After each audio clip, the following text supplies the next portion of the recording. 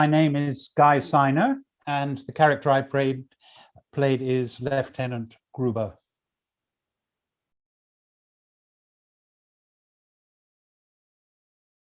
A dull story, I'm afraid, in the usual way. David Croft called me into an interview, and I read for the part. It was one of the few occasions, in fact, I think almost probably the only occasion in a very long career that I walked out of the room with the job. It was very nice. The last thing he said to me was, "Well, it's yours if you want it." I said, "Okay, that'll be fine, thank you."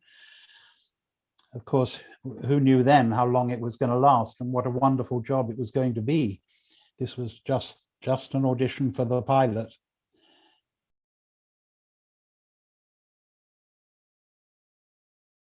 Yes, well, the locations were well, they were all in Norfolk, and for the most part in North Norfolk. We were usually based in a town called Swaffham, and we filmed in and around that area. Of course, the chateau was Linford Hall, which is now a posh hotel and restaurant, but then it was considerably less posh and hadn't yet been developed to the extent it has now. And so we filmed in the house and in the lovely grounds and in the sort of countryside around and about the lanes and fields and so on in the vicinity. And then they also did some filming in Cromer, which is on the coast, the north coast of Norfolk, where they did sort of beach scenes and submarine landings and sending the airmen away in rowing boats with crabs in them, that kind of thing. So yes, we're all over that area. David Croft always told us that it was because it was Norfolk is so flat, and it was very good casting, as it were, as a location for northern France. But of course, he was lying in his teeth. It was because he lived down the road, and it took him about 5 minutes to get to work, whereas the rest of us had to stay in a location hotel, you know, for weeks on end.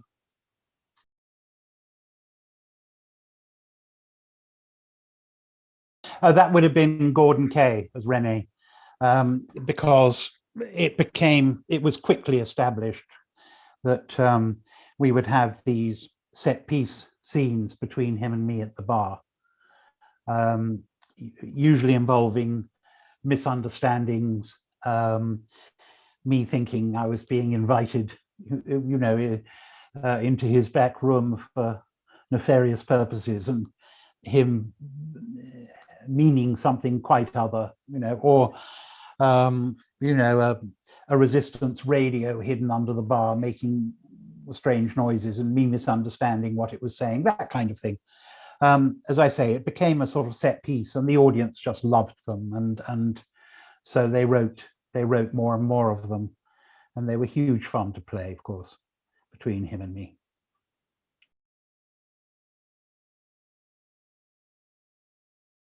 Yes, indeed, Richard as the old colonel, and Sam as the captain. We had, yes, quite a lot of scenes together, you know, in the colonel's office, which was always great fun and unpredictable, given that Richard Marner was the other actor. You never knew what line was going to come out. It might have been something from the week before last. He was a wonderful man and wonderfully unreliable with his lines.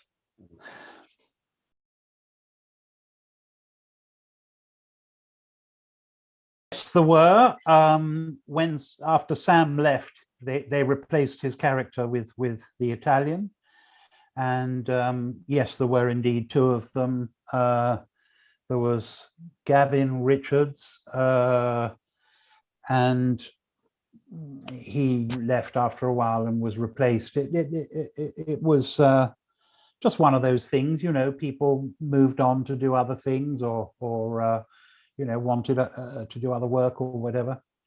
So we lost the odd person along the way. I must say it was a great sadness to me personally to lose Sam Kelly, because I thought he was absolutely wonderful as Captain Gearing.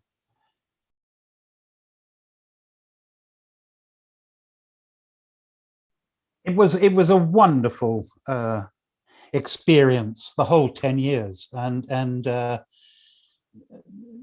there were it was a wonderful cast. It really was. I mean, David Croft was sort of famous for this. He used to say, I don't cast stars, I make them. And he sort of did. I mean, we weren't stars, of course. We were household names, I suppose, but the show was the star. But David was incredibly clever at casting, and there were some marvelous performances in the show, as well as, of course, as it being quite beautifully written.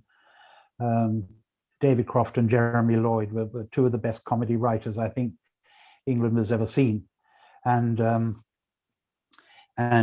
with some really clever casting. It was a wonderful experience to work on, and indeed it's still. I don't trust me. I don't enjoy watching my own work, but when I occasionally catch an episode on the television, I still think how wonderful it is, and I so enjoy watching my friends work. It still gives me enormous pleasure when I occasionally see an episode.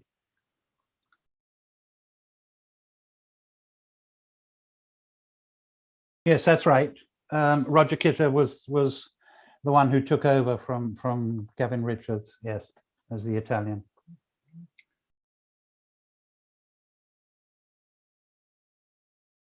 Well, I don't know what to say really. People ask me, did anything funny ever happen, while you were working on the show? And my answer is always the same, and that is, yes, the shows. Um, or, or as Richard Gibson always says, comedy is a serious business, and indeed it is. And although we had huge fun making it, of course, one always has one ear on the audience, and you're timing the jokes and so on. So it's great fun, and I know it looked great fun. Everybody always remarks on that, but at the same time, it was work. It was our job. It was extremely hard work sometimes, and it was very important that we got it right as often as possible.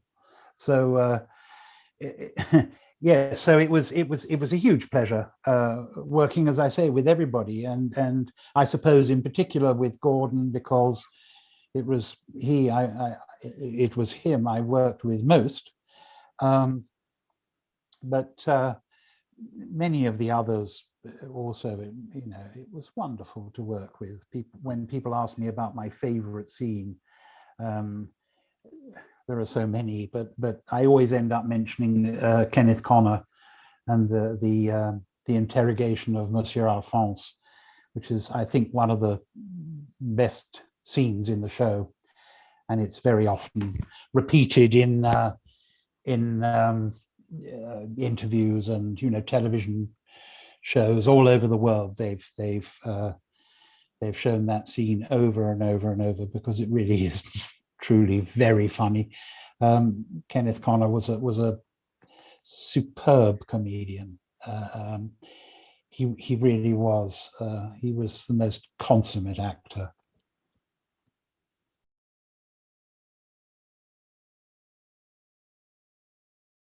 Of course, it was a joy to be working with the two of them. I mean, as I said earlier, two of the best comedy writers we've ever produced. And David, also a wonderful director and producer. He just had the most marvelous feel for the half-hour comedy series, for that format. He just handled it absolutely beautifully, both in the writing and in the direction and casting and so on. So one felt incredibly privileged to work with him, but also incredibly safe in his hands, if you know what I mean. You knew, we would sit down on a Monday morning and do the read through and fall about at each other's lines and, at the jokes and so on.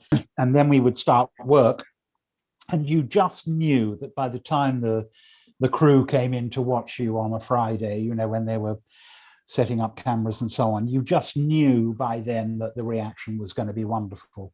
And you knew, of course, that when you got in front of an audience, it was going to work, because David knew exactly how to pace it and how to get the best out of the actors. And he had a wonderful crew.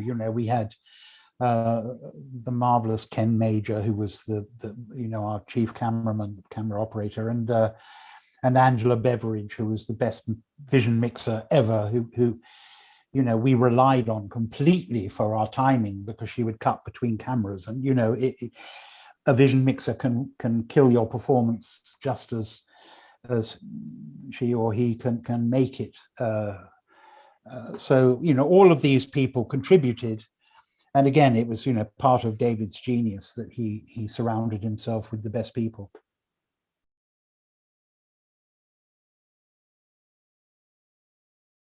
I remember, it's interesting you mentioned Mike McCarthy, because I remember sitting in the cipher room with him. I can't remember why he had allowed me into his inner sanctum, but he did. And he was editing whatever episode we had shot the previous week. And I watched him at work, and the fascinating thing was that he said to me, this is where we pump up the audience reaction, to make it bigger, and it's what they call sweetening.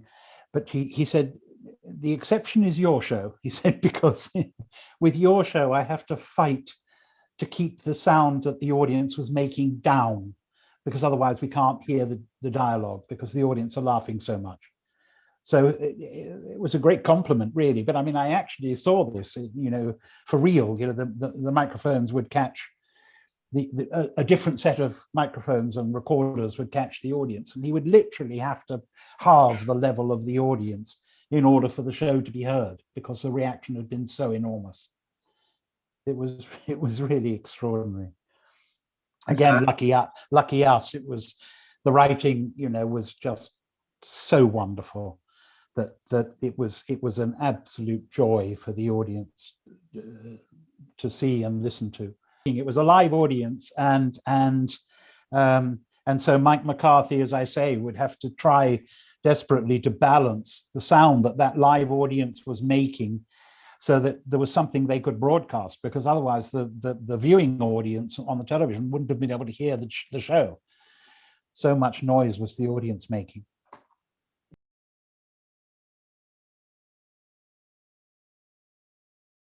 It was David's policy, and I think quite rightly, that we would shoot the show as much as possible as live, because, as you quite rightly say, you can only expect a live audience who are seeing the show for the first time to react to the same joke, one or two times. They're not going to go on giving you a good reaction if you're shooting it 3 or 4 times, because you're being lazy about the lines, or the cameras are missing their cues or whatever.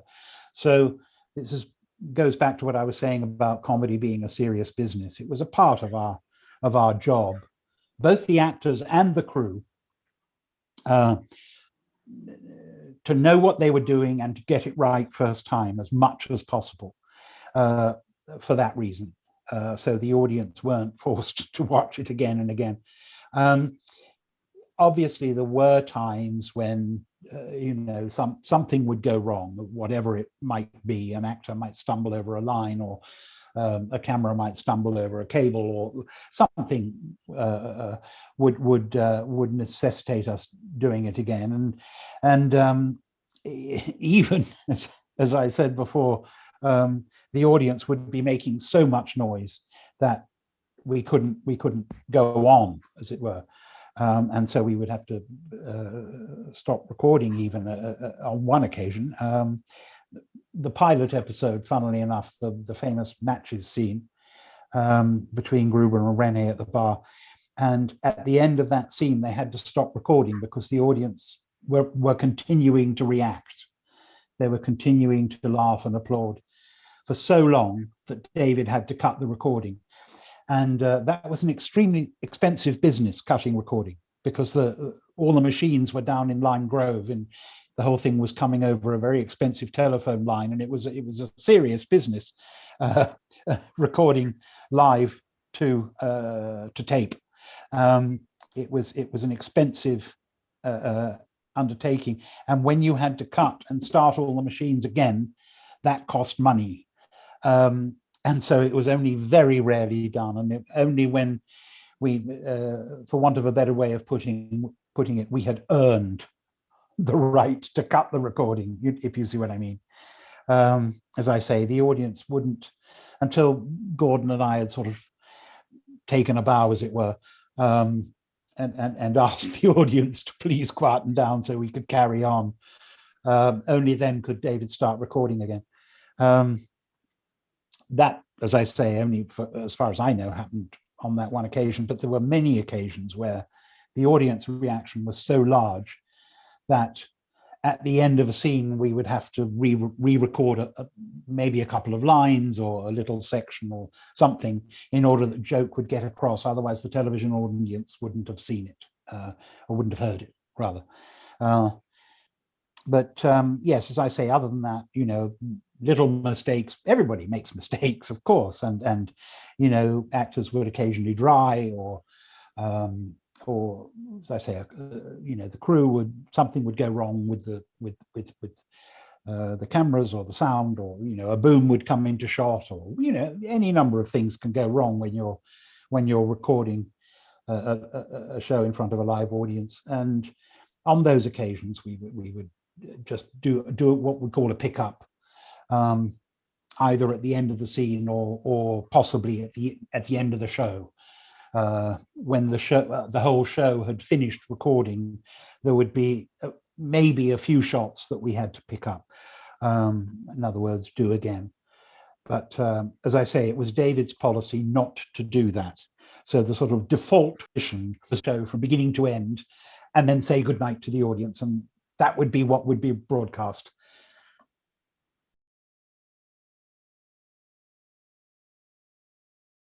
Well, I can't remember when it first appeared, but of course, Lieutenant Gruber was right from the beginning. He was a tank officer. He was dressed in a Panzer uniform, the pink braiding, and the medals, which showed that he'd been through tank battles.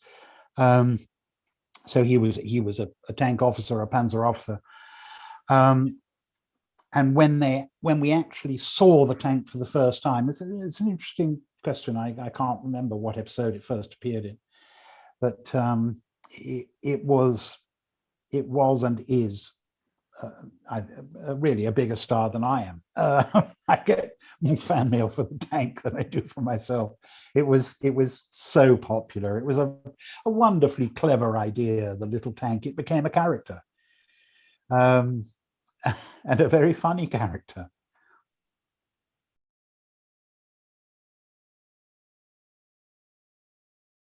I only drove it for fun when allowed, and never on camera, of course, because you can't see the driver. The driver is deep inside the little tank, and only he can't see. Never mind, you can't see him.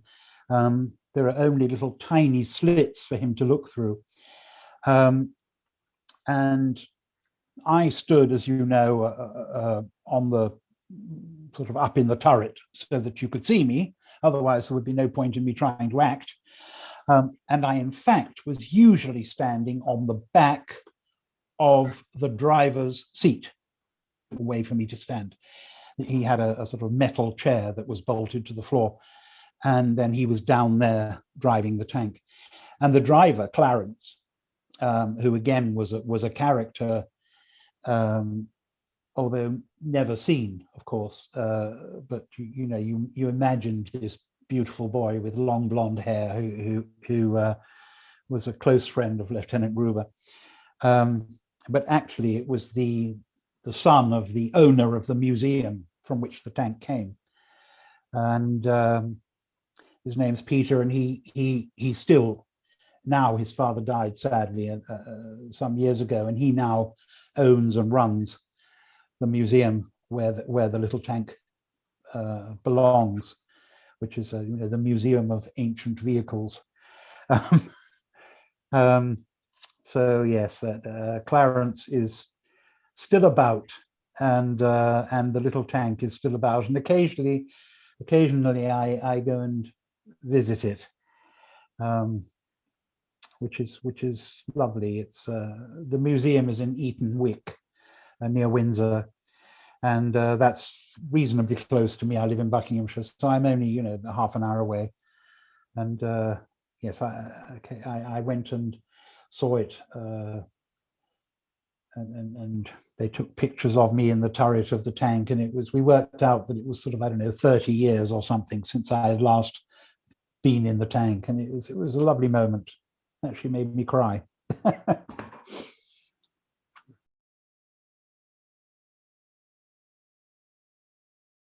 There was supposed to be well, there was the episode when it's supposed to have been blown to bits with a bomb by the Italian captain, and then it was replaced with the little tank was replaced with a big tank, but actually it was always the same tank that came back in the following episode. And it wasn't a tank at all, of course. It's what they call a reconnaissance, an armored reconnaissance vehicle, a 222. But it was, yes, it was always the same one, and we just sort of moved on to the next time the little tank appeared. It was the same little tank.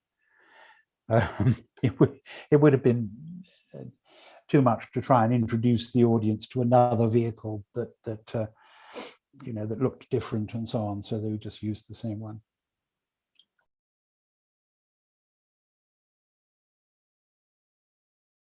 We did a nationwide tour. I can't remember, for sort of 15 weeks or something, all around the country. Broke box office records in every theatre we played. And then we came into the Prince of Wales for a year. And yes, of course I remember, my picture was outside the front of the Prince of Wales, sort of, I don't know, 6 times life size, right outside the front of the theatre, with Rene on one side and me on the other of the door. And then we closed there because there was another theatre, another production that was contracted to come into the theatre, and so we were sort of chucked out. And even though we were still playing to full houses, and we transferred to the Palladium, and that was an extraordinary experience, playing the London Palladium. I think they've still, you know, our picture is up on the wall there, because it was one of the most successful shows they've ever had. We had the firemen waived all the rules you could in those days. It was a different world. And we had, when we opened, we had something like 100 people, I believe, standing at the back of the stalls, because it was sold out for months and months in advance. And it was, yes, it was huge. And it was an extraordinary experience. It really was, to have the reaction. You know, we were used to the reaction of the studio audience, but of course, you know, that was 200, 250 people. The Palladium seats, I don't know, 2,800 or something. And it was a wall of sound from the audience. It was breathtaking. It was breathtaking. It was a wonderful experience, yes. Something I shall treasure all my life. Well, the whole thing is a wonderful experience and a wonderful memory, and lucky me to have been involved in it.